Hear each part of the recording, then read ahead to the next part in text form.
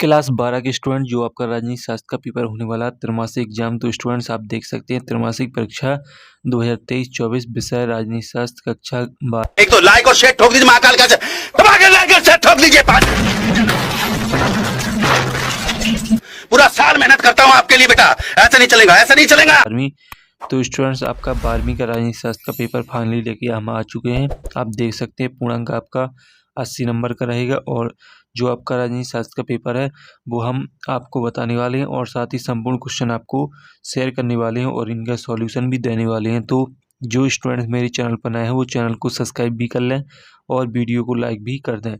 तो स्टूडेंट जो आपके इस पेपर का पहला क्वेश्चन है वो है आपका सही विकल्प। 6 नंबर के आपके सही विकल्प रहेंगे। आप देख सकते हैं जो पहला क्वेश्चन है सोवियत संघ का विघटन किस वर्ष में हुआ? 1988, 1991, 1992, 1993। तो इसका आपका करेक्ट आंसर 1991 हो जाएगा।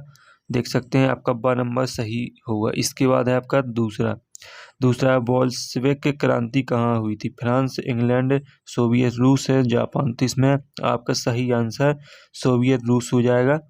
और इसके बाद आता है आपका तीसरा है आपका द्विध्रुवीयता के उदय का कारण था।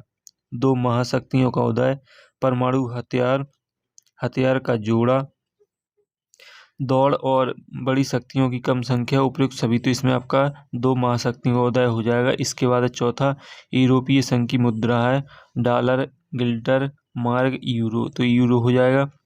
और 5वां आपका खुले द्वार की नीति अपनाई गई। चीन, भारत, डेनमार्क, बेल्जियम। तो इसमें चीन हो जाएगा। इसके बाद है यूरोपीय यूनियन संघ की स्थापना कब हुई? 1992 में, 1989 में, 1991 में, 1990 में। तो इसमें आपका करेक्ट आंसर 1992 हो जाएगा। तो इस तरीके से आपके जो जो आपके सही विकल्प हैं वो कंप्लीट हो जाते हैं। 6 नंबर की मैंने आपको सॉल्यूशन भी दे दिया है और साथ ही क्वेश्चन को भी शेयर कर दिया है। अब आते हैं आपके खालिस्तान। तो जो खालिस्तान आते हैं तो आप देख सकते हैं खालिस्तान आपके रहेंगे 6 नंबर के। तो पहला खालिस्तान है साप्टा पर द 6 सम्मेलन में हस्ताक्षर हुए। तो इसका जो आपका करेक्ट आंसर रहेगा वो अब देख लीजिए। तो आपका इसका करेक्ट आंसर रहने वाला है 11 अप्रैल 1993। इसके बाद अब भारत पाकिस्तान के बीच शिमला समझौता हुआ। तो कब हुआ शिमला समझौता? 1971 में। और फिर ये सार्क संगठन की सदस्य राष्ट्रों की संख्या है। तो इसमें आपका हो जाएगा 8। और फिर है सिक्किम में अलग राज्य बना। तो इसमें हो जाएगा 15 मई 1975। और इसके बाद है आपका स्वतंत्रता के बाद भारत के 5वें प्रधानमंत्री कौन थे? तो इसमें हो जाएगा चौधरी चरण सिंह। और आपका जो आखिरी रहेगा, आखिरी आप देख लीजिए, जो आपका आखिरी खालिस्तान रहेगा देशी रियासतों का भारतीय संघ में विलय हेतु तैयार सहमत पत्र को कहा जाता है। तो इसमें आपका रहेगा बाहत विलय पद्धति। देख लीजिए सभी खालिस्तान के सॉल्यूशन आपको मैं एक बार फिर से दिखा रहा हूँ।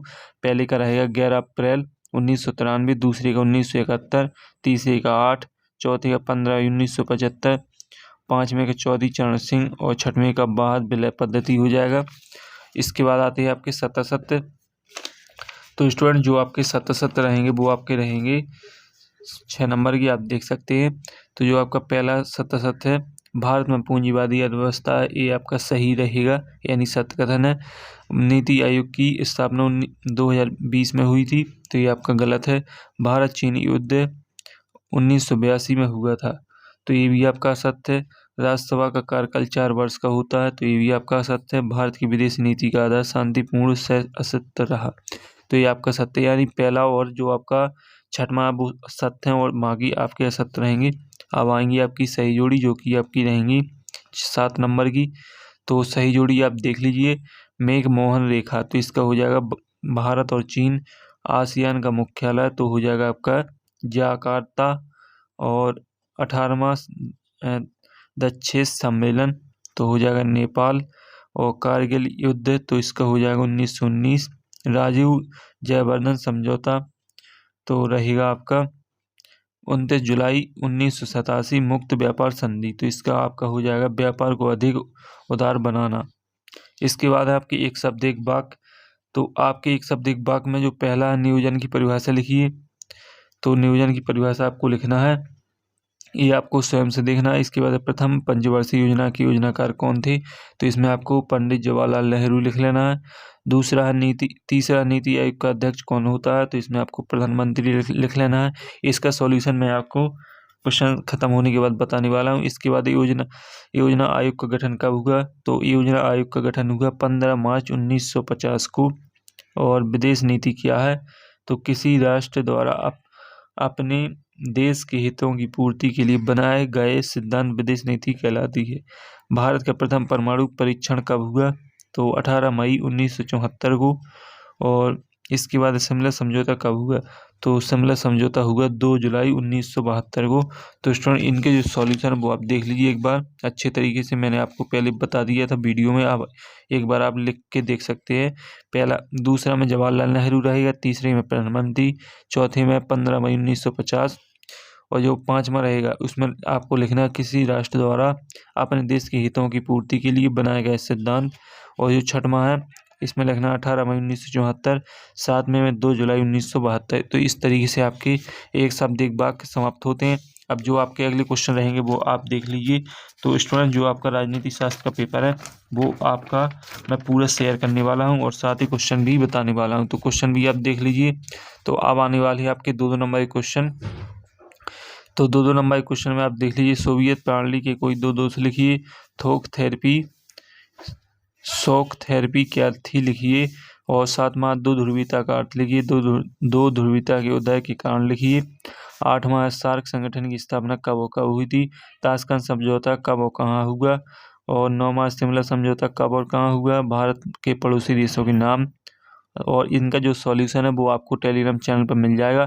तो टेलीग्राम चैनल की लिंक आपको वीडियो के डिस्क्रिप्शन में मिल जाएगी, वहाँ से आप टेलीग्राम चैनल को ज्वाइन कर सकते हैं। 10वां है भारत से श्रीलंका मतभेद के कारण लिखिए। श्रीलंका की जातीय संघर्ष पर टिप्पणी लिखिए। सार्क का गठन किन उद्देश्यों को लेकर किया जाता है। साफ्ट क्या है, इसके प्रमुख 2 उद्देश्य लिखिए। पूंजीवाद अर्थव्यवस्था और समाजीवादी अर्थव्यवस्था क्या है लिखिए। नीति आयोग का गठन किन उद्देश्यों को लेकर किया गया है लिखिए। और 13वां आपका राष्ट्रीय विकास परिषद का गठन कब हुआ, इसके 2 प्रमुख उद्देश्य लिखिए। भारत में आर्थिक नियोजन की आवश्यकता क्यों पड़ी लिखिए। गुटनिरपेक्षता की नीति क्या थी लिखिए। विश्व बंधुत्व से क्या तात्पर्य लिखिए। 15वां भारतीय राष्ट्रीय कांग्रेस की स्थापना कब और कहाँ हुई थी। जय जवान जय किसान का नारा किसने और कब दिया था। तो स्टूडेंट्स ये आपके अभी 2 नंबर के क्वेश्चन है, और भी क्वेश्चन आपके रह जाते हैं वो भी आप देख लीजिए। अब आपके 3 नंबर के क्वेश्चन आते हैं 16वां से। तो 16वां क्वेश्चन से आपके 3 नंबर के क्वेश्चन रहेंगे। और इसके बाद आप देख सकते हैं 16वां क्वेश्चन, विश्व के 4 सैनिक संगठनों के नाम लिखिए। उनका गठन किन उद्देश्यों को लेकर हुआ था। भारत रूस संबंधों में भारत किस प्रकार लाभान्वित हुआ। भारत आसियान संबंधों की व्याख्या कीजिए। यूरोप संघ क्या समझाकर लिखिए। दक्षिण एशिया के शांति और सहयोग में भारत की भूमिका को लिखिए। भारत नेपाल संबंधी की व्याख्या कीजिए। और जो आपका 19वां है, 19वां आप देख लीजिए। वर्तमान में भारत में कितने राज्यों और कितने केंद्रशासित प्रदेश हैं, उनके नाम आपको लिखना। और स्वतंत्रता के बाद भारत में देशी रियासतों के विलय की क्या समस्या थी समझ कर लिखिए। इसके बाद आते हैं आपके दीर्घोत्तरीय प्रश्न जो कि आपके 4 नंबर के रहेंगे। 20वां क्वेश्चन है आपका, यूरोपीय यूनियन गठन कब हुआ, इसके प्रमुख उद्देश्यों को समझकर लिखिए। और आसियान के प्रमुख उद्देश्यों की व्याख्या कीजिए।